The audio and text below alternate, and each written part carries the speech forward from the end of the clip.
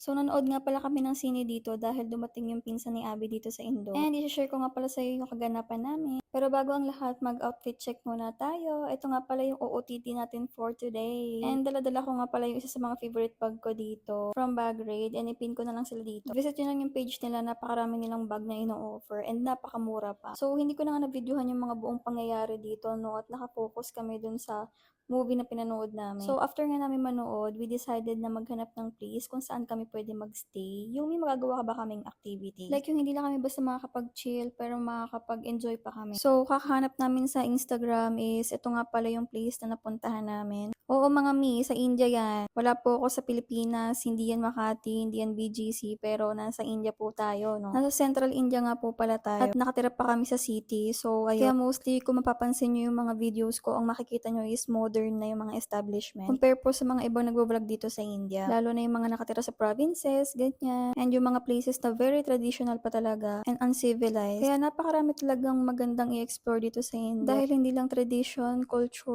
or mga lugar ang diverse sa kanila, kundi mga tao. Kada state na mapupuntahan nyo is iba-iba talaga. Maaari may mga practices dito sa place namin na hindi rin pinapractice sa ibang lugar, ganyan. Like sa mga pananamit, religion, or any background. So, balik na nga tayo dito sa kaganapan namin. Sa totoo lang, napakaganda ng place na to. And nandito na talaga yung hinahanap namin sa Underdogs. Kaso ang problema is, parang hindi pa yata namin pwedeng gamitin yung gaming zone nila. So, lumipat na lang din kami. And dito nga pala kami napunta sa Notch. Halos magkatabi nga lang sila ng building dito. And yung mga time na to is, meron silang team party dito, which is Labubu. Kaya medyo busy yung mga person dito na mag-decorate nung nagpunta kami. Pero so far, so good. Bukod sa ambience, is quality din talaga yung mga sinaserve nila dito. At dahil ang pinaka-hobby nga na magpinsan na ito is ang mag-inom. So makikijoin the vibe na lang tayo, ganun. Pero syempre, for now, mocktail muna tayo. Iwas muna sa pagwawalwal. Kasi baka mamaya ang bebe natin is maging lasinggero din paglabas, charis. How is it? It's good? It's good. Okay. Tastes like Sprite. Does it taste like watermelon or no? Watermelon with Sprite. Yeah. How does it taste? Not bad. Not It's, bad. Yeah.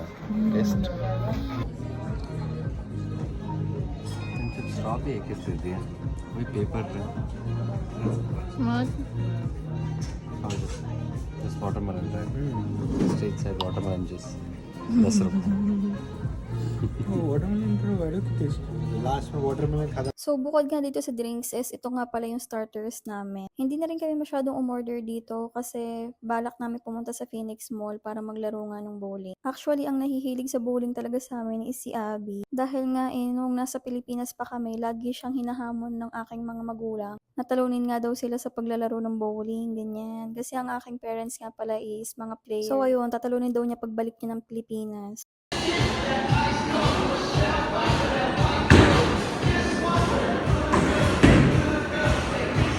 Yeah. What do you want to say about yourself? Nothing. Why? How was your game?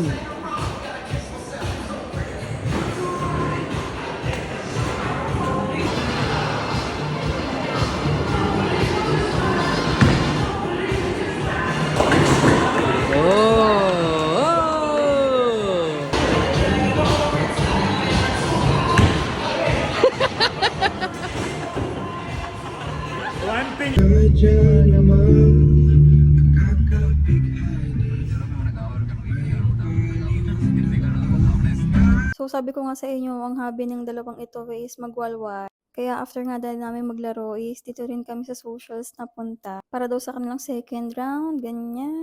And ayun namang iniinom nila, beer and Jägermeister. Then as usual for me is ito, mocktail na naman. Pero this time with an orange twist, ganun. And umorder nga pala kami itong veg burger and isang veg platter for pulutan. Since parehas nga palang pure vegetarian tong kasama ko.